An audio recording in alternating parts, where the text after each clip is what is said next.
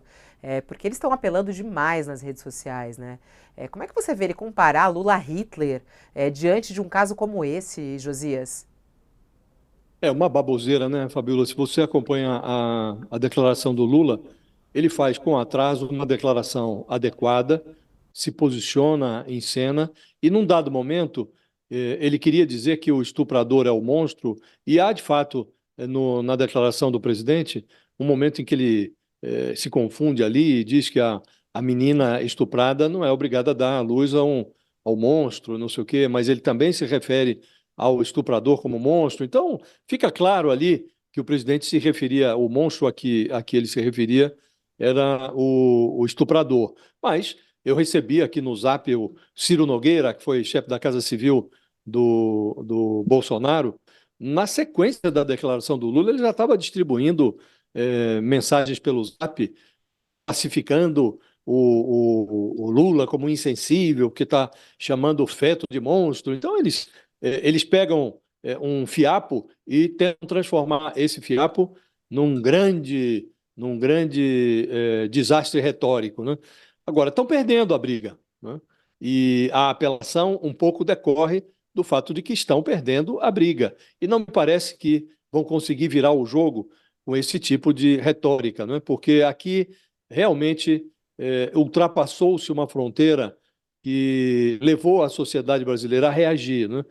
E me espanta, Fabíola, e aí eu queria fazer uma pergunta para a Cláudia, me espanta um pouco a passividade da classe médica, né? Você tem aqui e ali alguns médicos falando, mas ainda nesta semana eu li uma reportagem da Cláudia sobre a Federação Internacional de Ginecologia e Obstetrícia, que fez uma manifestação eloquente, dizendo que é até antiética essa tentativa de inibir o aborto previsto em lei no Brasil. Isso contradiz, segundo a manifestação desta Federação Internacional, as evidências médicas, agrava as disparidades e injustiças sociais, isso que a gente está constatando aqui, né? E classificou como antiética a tentativa de inibir esses abortos. O que eu queria perguntar à Cláudia, ela que está mergulhada neste assunto, é se ela identificou algum movimento para se contrapor a essa manifestação que deu origem, inclusive, à ação no Supremo da entidade federal que representa os médicos, o Conselho Federal de Medicina. É correta essa impressão de que há uma certa passividade dos médicos ou eles estão reagindo? Não, você está completamente certo, hoje, Josias. A questão é o seguinte: logo que essa resolução foi editada do Conselho Federal de Medicina proibindo o procedimento de assistolia fetal, a Federação Nacional dos Ginecologistas e Obstetras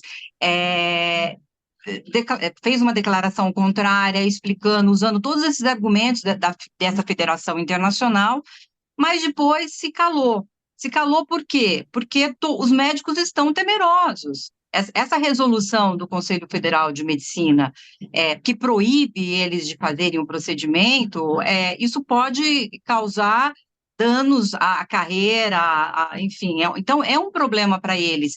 E a gente viu conselhos de São Paulo, Conselho Regional de São Paulo, CREMESP, e a gente viu o Conselho de Minas também, indo atrás dos profissionais, abrindo processos administrativos. Então, assim, eu acho que esse silêncio é muito parte desse medo que eles estão sentindo, por medo de perder, por exemplo, ter o registro profissional cassado, né? Quem ajoelha corre mais riscos, né? Porque Pois nós é. ouvimos aqui, até a Fabíola estava lembrando, há uma manifestação do Sóstenes Cavalcante, quando ele viu que estava apanhando demais nas ruas, nas redes, ele falou: Não, meu objetivo nem é as mulheres, meninas estupradas, eu quero alcançar os médicos, eu quero punir os médicos.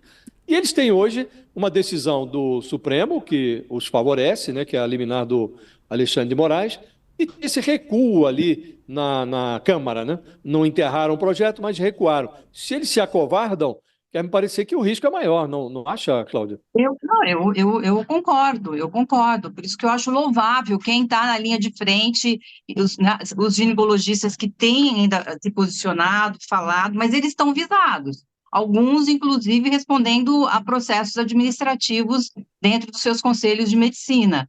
É um momento, e acho que é um momento que a gente percebe, a gente tem uma pesquisa Datafolha mostrando que a maioria da população brasileira é contra esse PL, e, por consequência, é contra também essa resolução que está hoje sob análise do Supremo. Então, assim, é um momento de se posicionar, assim, porque não diz respeito só aos ginecologistas e obstetras essa resolução, é uma coisa muito maior, né? Então, a gente precisava da Associação Médica Brasileira se posicionando, sabe, das associações paulistas, porque não é só um assunto de ginecologistas e obstetras, né? Cláudia, você diria que há uma negação da ciência? Porque o que ocorre é que. E por que essa negação? Porque várias entidades científicas já falaram contra o Conselho, já falaram explicando essa técnica, explicando que algumas coisas que se diz a respeito disso não são verdades. Então, por que o Conselho. E a mesma coisa ocorreu na COVID, com a pandemia da Covid. O Conselho chegou a falar em cloroquina, né? Sim. Por É que uma essa. pauta ideológica, sabe?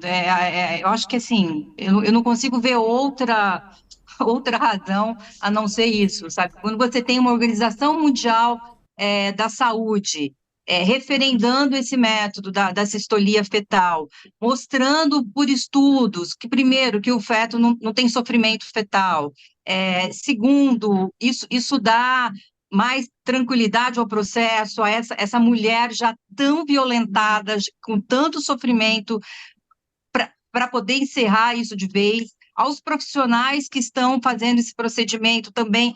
Enfim, é uma questão humanitária quase isso, sabe? E eles continuam ignorando por uma questão moral, por uma questão ideológica, enfim, eu acho que não é por uma questão da ciência, não é mesmo.